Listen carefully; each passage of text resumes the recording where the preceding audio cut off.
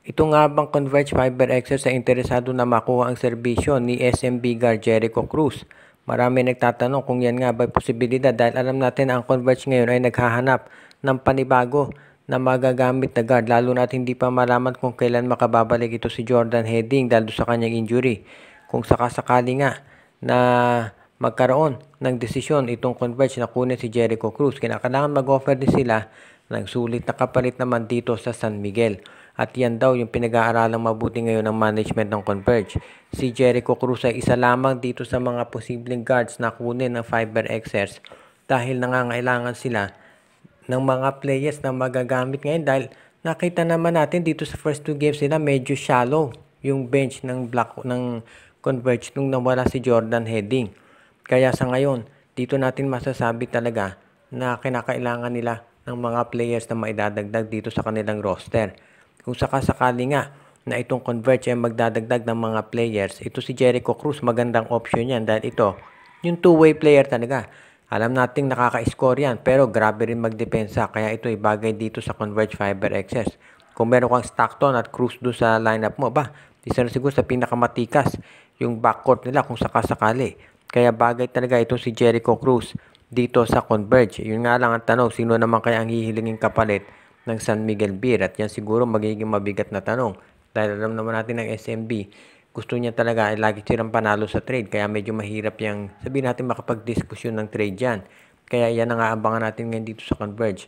Kung sakasakali nga na matuloy nga na makuha nila itong si Jericho Cruz, if ever na makuha yan ng Converge, maganda to para sa kanilang roster dahil alam naman natin na yan yung tipo ng player na babagay dito sa ginagamit na play schemes nitong si Coach Franco Atienza. At napag-uusapan natin yung ibang mga PBA teams ngayon. Itong TNT Tropang Giga ay nagre-ready na raw na makinig doon sa iba't ibang offer para dito kay Mikey Williams. Ang TNT, alam naman natin, sa totoo lang hindi na nila kinakailangan si Mikey. Malapit na silang maka-grand slam at hindi ginagamit ito si Williams. At ang ganda nung nakuha nilang kapalit si Ray ng Batak. Tapos of course nag-deliver na iba na yung players at obviously naka-jackpot sila dito kay Ronde Hollis Jefferson. Ngayon naman, ang kinakailangan daw dito ng TNT ay masiguro lamang na maging fair yung offer para kay Mikey Williams. Dahil sa ngayon, ito raw line-up ng alam natin na TNT Tropang Giga, malakas na. Pero gusto nila na makakuha ng isa pang additional guard na pwedeng magamit. At kung magiging trade asset nila si Mikey Williams, bagay na bagay yan. Kaya dito natin makikita ngayon kung ano ba talaga ang i-offer ng iba't ibang mga teams para makuha si Mikey. Kabilang doon sa mga interesado dyan, of course, alam natin Converge dahil nga may injury si Jordan Heading at ang San Miguel naghahanap din ng additional na mga guards.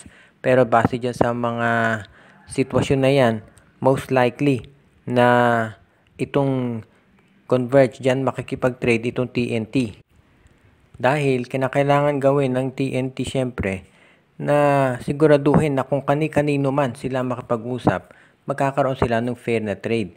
Alam natin na itong SMB, yan ang karibal nila. So malabo na makipag-trade yan kaagad-agad itong TNT unless wala na talagang ibang option available.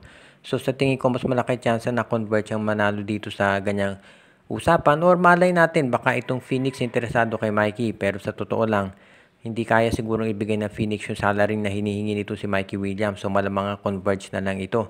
Kaya abangan na lang natin kung ano magiging sitwasyon dito pagdating dito sa posibleng usapan para kay Mikey Williams.